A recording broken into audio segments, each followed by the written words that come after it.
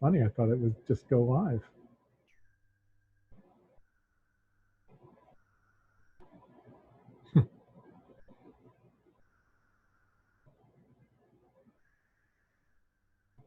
It doesn't look like it's in the group.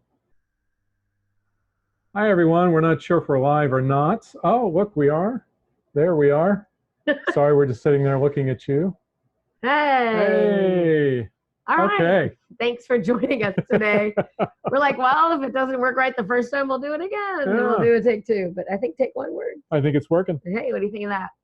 So today we're going to talk with you about choosing the path of love. And first off, we just wanted to share why it was important for us to start gathering our community in this way. So, with everything going on in the world, we know how chaotic things have been for people. And, it's been chaotic for us as well as we've been adjusting between being service to our clients and how can we also be of service in a bigger way? How can we help all of you, our community, bring more love into your life? And so we've been trying to figure out, find that little Goldilocks sweet zone about how can we be of service to more of you, our community, and also not go into sacrifice because there's only so much O&M to go around. Exactly. So one of the things we're going to be doing is as we grow this group, Common Sense About Love, we're going to be asking for your input about different types of events that you'd like us to host. We have our blog that we've been answering your questions now for over a decade, the Ask Ornette and Matthew blog. So we might be doing a live where we just take all of your questions. We might be gathering those in advance. Or, we're going to be covering all kinds of different topics. So for those of you who are familiar with our blog at Creating Love on Purpose, you can see a lot of the things that we share about there. And we want to go more in depth and we want to be able to get your feedback and talk one-on-one with a lot of you. Yeah.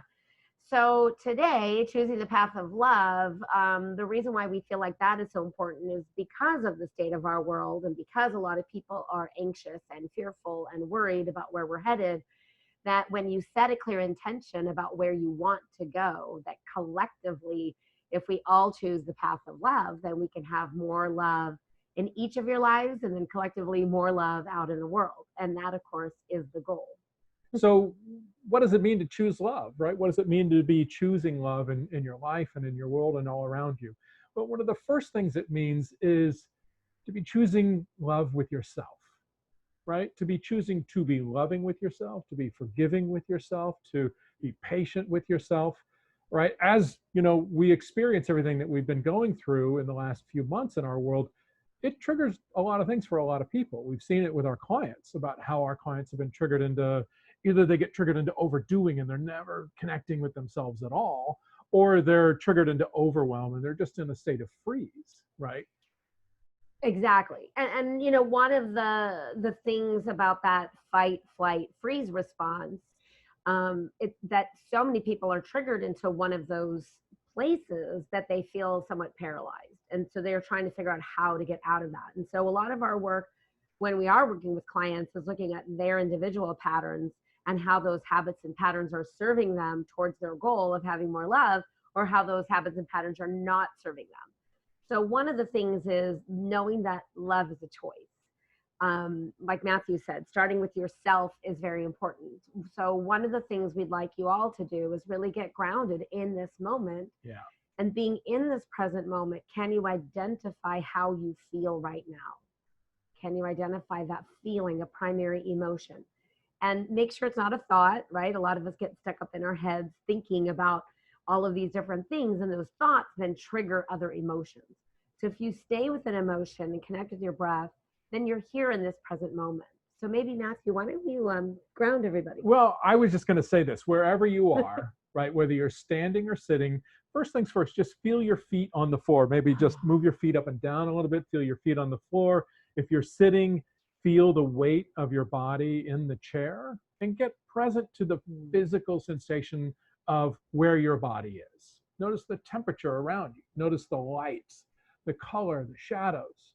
Become aware of your sensory experience in this moment. Maybe there's sound going on around you. Instead of trying to ignore that sound, just invite it in, acknowledge it, become aware of it, become aware of your experience, right? And as Orna said, get in touch with how you feel. Now, some people don't know how they feel. right? They're not in touch with how they feel. So what we would suggest is first, if you can't put a label on it, say I feel happy or I feel anxious or I feel frustrated or whatever it is, instead, if you can like drop your attention into your body and just scan parts of your body and notice if there's any tightness or heaviness or energy or any physical sensation that you can latch onto. And I would actually take it a step back just a little bit further, maybe start at the top of your head and start scanning down your body, right? Go down your vertebrae, right? Check it out. Like notice where anything feels off. Notice if there's any sensation and where it is and what is the sensation. A lot of times we can follow that chakra system and they'll tell us a lot about what's happening with a particular person, right? So if you're having sensation up here in your solar plexus, right at the bottom of your rib cage there, the very top of your belly, if you have that, something going on up there, it could be about your personal power, because that is your personal power center. And so many of us have been thrown out of our power, feeling powerless. So the only way to be in your power is to be in this present moment. Are you safe in this present moment? Right? If you're watching us right now, you're safe. Exactly. Because you've got an internet connection wherever you are, you're viewing us somewhere and you're safe in that place. Because if you weren't safe, you wouldn't be watching us right now. You'd be doing something else. Yeah. So if you tend to worry about what might happen in the future, right? If you're futurizing and putting yourself out in the future, you're worrying about something you have no control over. And the other more common place where people go is to worry about the past. And that's why we want you to be in this present moment. We talk a lot about creating love. And in order to create anything, to manifest anything, you do that from being in this present moment. Because only in this moment are you in your personal power, where you can make choices that affect what will be your outcomes in the near future. Worrying is creating an outcome that you don't like. And so it's just as easy to visualize an outcome that you do. And what's interesting is you can think of the tiniest thing, like let's come up with something now that they can imagine that will happen for them soon. Say they got to go to the store and get some more food, get some more supplies, right? And they're dreading. You're dreading going to the store because there's going to be a line outside the store to get in. Some people wear masks, some people won't wear masks. You don't quite know what's going on, right? You don't quite know what you're going to experience. So instead, just close your eyes for a moment and see yourself there and visualize yourself in like a bubble of protective light. And that light is an energy of love surrounding you. And it's keeping you safe, and it's keeping whatever's going on around you, whether somebody is physically distancing or not, whether somebody's wearing a mask or not, it doesn't matter, because you're safe in your bubble of love. And you can keep yourself grounded and present in that bubble. So let's do this though. Let's bring that bubble back to the present moment.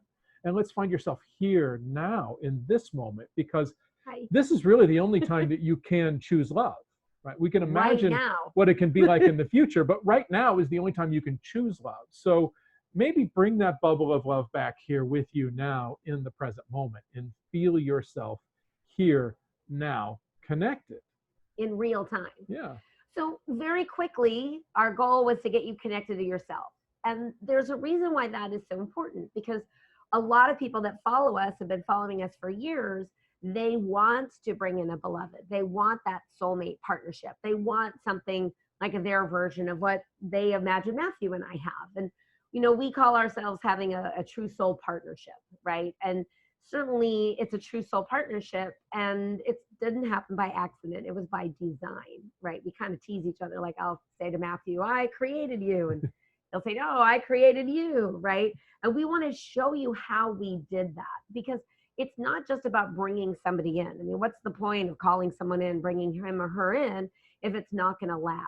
So our goal is for you to have this soul satisfying, long lasting love that will stand the test of time, that will stand up to challenges and those curveballs that life will ultimately throw your way. And that's why choosing the path of love is something that's so important, because you have to choose that path over and over and over again.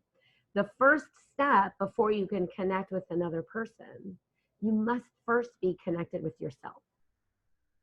And then, right, once you're connected with yourself and you've made this a regular practice, every day checking, how am I feeling right now, connecting to yourself. And then if you don't like the way you're feeling, speaking it, getting it to move, getting it to shift so that you can reconnect with the love that's inside of you, right? Then you're in a space where you can truly connect to somebody else, right? I can't connect to Orna. Orna can't connect to me if we're not connected to ourselves first. And a mistake that a lot of people make is they want to connect to themselves through the other person, right? And that makes you dependent on the other person to be there and present and grounded, dependent on that other person to be a safe person to connect to, right? And then you can connect to yourself. But you don't want to give your power to another person in that way.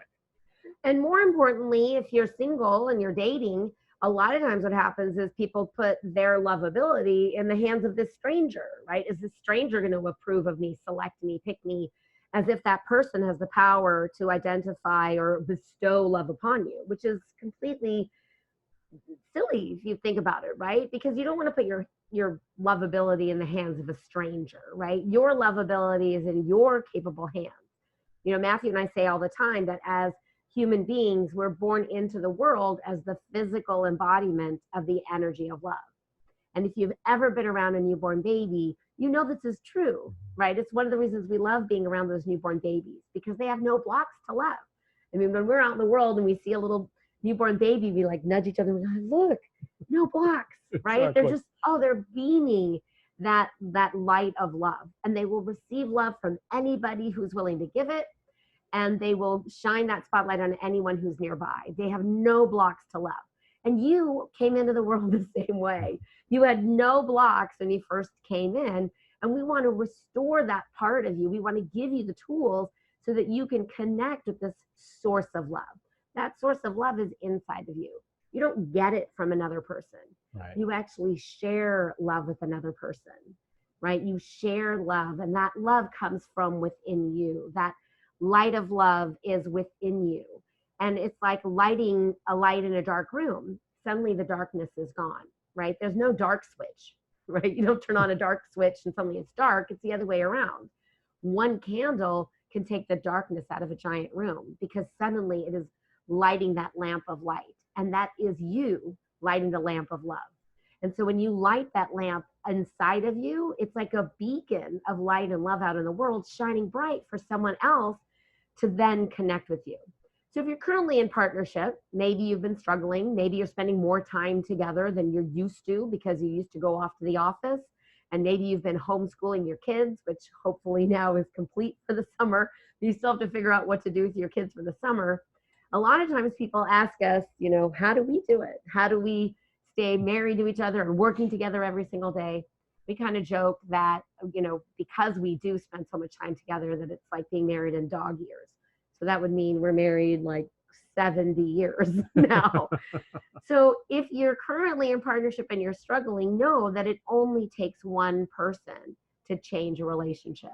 It only takes one of the two of you to create a change that will ripple forward to create more love in that relationship. So one of the ways to make that change is to acknowledge what we call the funhouse mirror of relationship, right? So a lot of times when we're not connected to ourselves and we're not connected to how we're feeling, we project what's going on inside of us onto the people around us. And when you spend so much time with another person now, because, you know, maybe you're either not working or you're working from home or however it's going on, right? It's real easy because, you know, you've been knocked out of balance by the chaos in our world, and you're disconnected from yourself. And so you see your partner or your children as the source of the problem.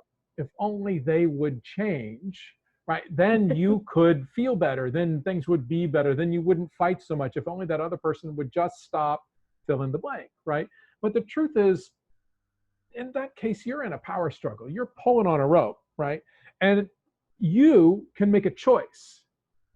And you can choose to let go of that rope. You can choose to release your hold on the power struggle and instead connect with yourself and say, how am I feeling? Say, oh, I'm feeling anxious. What am I feeling anxious about? Oh, I'm feeling anxious about the bills, or I'm feeling anxious about the kids in school, or I'm thinking everybody's behind and I'm there's so much work or whatever it is, and whatever that sort of spinning story is in your head. And so you connect with that. And then maybe when you go to your partner, you could say, hey, I'm feeling really anxious. Oh, I'm feeling really anxious about what's going on with the kids, and are they going to fall behind in school? And there's so much to do with work and everything. And I've been noticing that I've really been harsh with you. And I just want to acknowledge that that's coming from my feeling of anxiousness. It's not really about you. oh. See, this is one of the most powerful ways you can choose love in a relationship. Is take responsibility for what you're feeling, right? Well, we hear all the time, we hear this phrase, you make me feel so whatever, right? Angry, sad, whatever. And the thing is nobody makes you feel anything. All of those triggers are inside of you. And when you can identify how you're feeling and take responsibility for it and go to your partner and share, I'm feeling this way, and I'm sorry if I've been, rough around the edges, or however it is that you want to say it. I know for me, when things are landing sharply with me, that's exactly what I say to Matthew. I say, oh, babe, I'm so sorry. I just feel like all my nerves are on the outside and everything's just landing really sharply with me. I mean, we live in Santa Monica, California. We're about 5 blocks from downtown Santa Monica. So if you've been watching the news last couple of weeks, you may have seen some really beautiful aerial footage of our hometown.